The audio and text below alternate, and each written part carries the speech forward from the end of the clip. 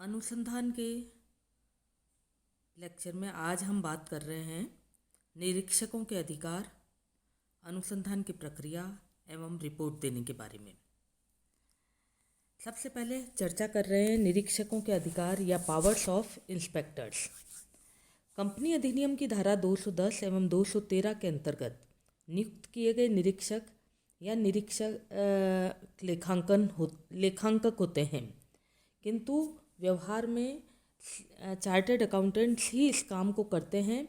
इसके अलावा कोई कॉरपोरेट बॉडी अथवा संप्रदाय इन प्रावधान के अधीन निरीक्षक नियुक्त नहीं कर सकती है।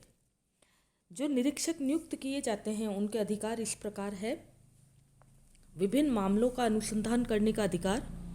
धारा 219 के अनुसार निरीक्षकों को उस कंपनी, कंपनी की सहायक कंपनी, कंपनी की सूत्रधारी कंपनी, कंपनी की सूत्रधारी कंपनी की अन्य सहायक कंपनी एवं कंपनी के प्रबंध संचालक या प्रबंधक के मामलों का अनुसंधान करने का अधिकार है।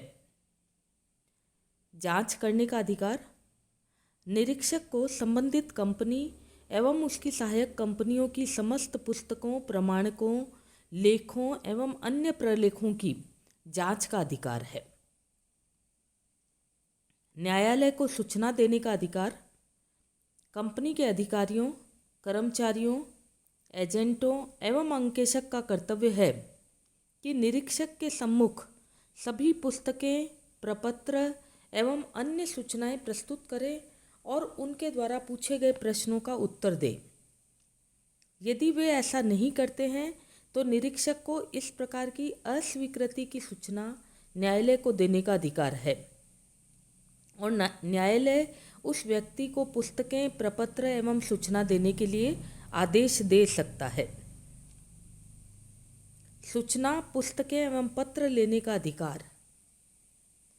निरीक्षक केंद्रीय सरकार की पूर्वानुमति से किसी भी समामेलित संस्था को उसे अथवा उसके द्वारा अधिकृत व्यक्ति को ऐसी सूचना, पुस्तकें या पत्र देने को कह सकता है जो वह आवश्यक समझे। पुस्तकों एवं पत्रों को अभिरक्षा में रखने का अधिकार। निरीक्षक को कंपनी की किसी पुस्तकों एवं पत्रों को 6 महीने तक अपनी अभिरक्षा में रखने का अधिकार है। इस अवधि के पश्चात वह देने वाले को लौटा देगा। शपथ दिलाकर जांच करने का अधिकार। एक प्रथम श्रेणी के समस्त अधिकारियों, कर्मचारियों, एजेंट्स एवं अन्य किसी व्यक्ति को शपथ दिलाकर जांच करवाने का अधिकार है। इसके अलावा उसे उसी के सम्मुख व्यक्तिगत रूप से उपस्थित होने का आदेश देने का भी अधिकार है। विभिन्न अधिकार एवं पुस्तकों एवं पत्रों को जब्त करने का अधिकार। एक प्रथम श्रेणी का मजिस्ट्रेट अपने क्षेत्र में किसी निरीक्षक की प्रार्थना पर उस स्थान में प्रवेश करने का जहां पुस्तकें एवं कागजात रखे हो, उस स्थान की तलाशी लेने का और उन पुस्तकों तथा पत्रों को जब्त करने का अधिकार दे सकता है। अनुसंधान की प्रक्रिया या प्रोसेस ऑफ इन्वेस्टिगेशन। निरीक्षक को दिए गए आदेशों पर अनुसंधान की प्रक्रिया निर्भर करती है। इसमें इस प्रकार प्रक्रिया अपनाई जाती है। लिखित में आदेश या निर्देश प्राप्त करना।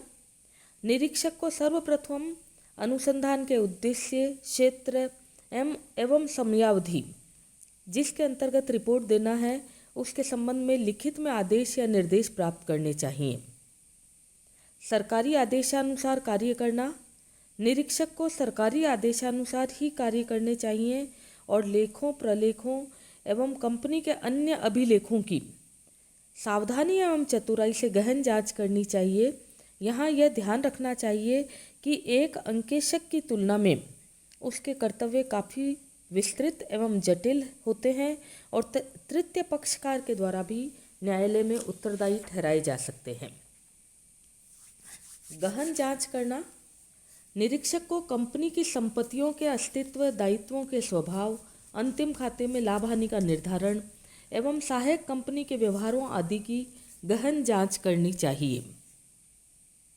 कर्तव्य भंग, लापरवाही एवं मूल्यांकन संबंधी कार्य करना। निरीक्षक को ये देखना चाहिए कि किसी अधिकारी ने कर्तव्य भंग तो नहीं किया है, किसी संचालक की लापरवाही के कारण कोई हानि तो नहीं हुई है, कंपनी द्वारा किए गए अनुबंध उचित एवं विश्वसनीय हैं, कंपनी की संपत्तियों एवं दायित्वों का मूल्यांकन उचित ढंग से किया गया है इत्यादि। पूछताछ करना। निरीक्षक को संचालकों एवं अधिकारियों से पूछताछ करनी चाहिए और आवश्यकता पड़ने पर कानूनी सलाह भी लेनी चाहिए। निरीक्षकों द्वारा रिपोर्ट या रिपोर्ट बाय इंस्पेक्टर्स।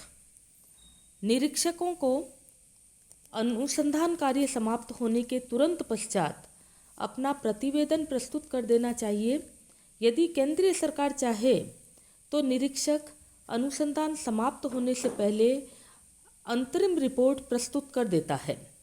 केंद्रीय सरकार इस रिपोर्ट की एक प्रतिलिपि कंपनी के रजिस्टर्ड कार्यालय को भेज देता है। यदि केंद्रीय सरकार उचित समझे तो निर्धारित शुल्क देने पर निम्नलिखित व्यक्तियों को रिपोर्ट दे सकता है। कंपनी या ऐसी सम्मिलित संस्था के सदस्यों को जिसका रिपोर्ट में उल्लेख किया गया है, ऐसे व्यक्ति को जिसका हित केंद्रीय सरकार की दृष्टि में वर्णित संस्थाओं का लेन देन होने के कारण प्रभावित होता हो। केंद्रीय सरकार कंपनी के मामलों का अनुसंधान करने का आदेश उस समय देती है जब केंद्रीय सरकार को संदेह हो कि कंपनी का प्रबंध ढंग से नहीं किया जा रहा है अथवा कंपनी के संचालक या अधिकारी कंपनी के संसाधनों का अपने निजी हित में उपयोग कर रहे हैं। भारतीय कंपनी अधिनियम 2013 की धारा 224 या 225 के अनुसार यदि आवश्यक समझें तो केंद्रीय सरकार निरीक्षक की रिपोर्ट के आधार पर निम्नलिखित अधिकारों का प्रयोग कर सकती है। धारा 224 के अनुसार किसी व्यक्ति के विरुद्ध सापराध दायित्व के लिए दावा कर सकती है। धारा 224 के अनुसार कंपनी के समापन के लिए न्यायालय को आवेदन पत्र प्रस्तुत कर सकती है। धारा 224 के अनुसार यदि जनहित में आवश्यक समझें तो संबंधित व्यक्ति से हर्जाना या संपत्ति प्राप्त करने के लिए कार्यवाही कर सकती है। धारा 225 के अनुसार केंद्रीय सरकार कुछ परिस्थितियों में ऐसे व्यक्तियों से जो कपट के लिए दोषी हैं से अनुसंधान पर हुए खर्चों को वसूल करने का अधिकार रखती है। धन्यवाद।